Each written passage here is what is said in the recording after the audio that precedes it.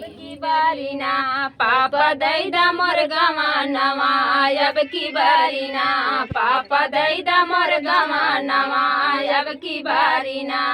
नीचे कुआनवा के ऊंची जगतिया अब की बारी ना नीचे कुआनवा के ऊंची जगतिया आगे अगहना बेटी देबै तोर गवानवा आगे अगहना बेटी देबै तोर गवानवा आगे अगहना आगिया लगाओ पापा आगे अगहन ले आगिया लगाओ पापा आगे अगहन ले दिन रतिया ना आवे चैन माना दिन रतिया ना आवे चैन माना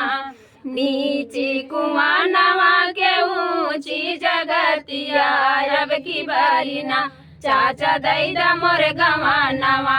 अब की बारी ना चाचा दैदा मोर गवानवा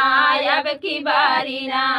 नीची कुआनवा के ऊंची जगतिया आगे अगहना बेटी देबै तोर गवानवा आगे अगहना बेटी देबै तोर गवानवा आगे अगहना आगिया लगायो चाचा आगे अगहन ले आगिया लगायो चाचा आगे अगहन ले दिन रतिया ना आवे चैनवाना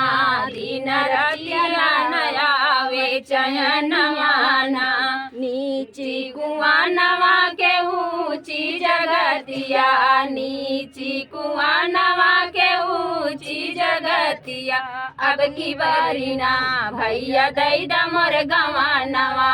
अब की बारी ना भैया दैदा मोर गवानवा अब की बारी ना नीची कुआनवा के ऊंची जगतिया अब की बारी ना बहिनी देबै तोर गवानवा अब की बारी ना बहिनी देबै तोर गवानवा अब की बारी ना आगिया लगामै भैया आगे अगहनवा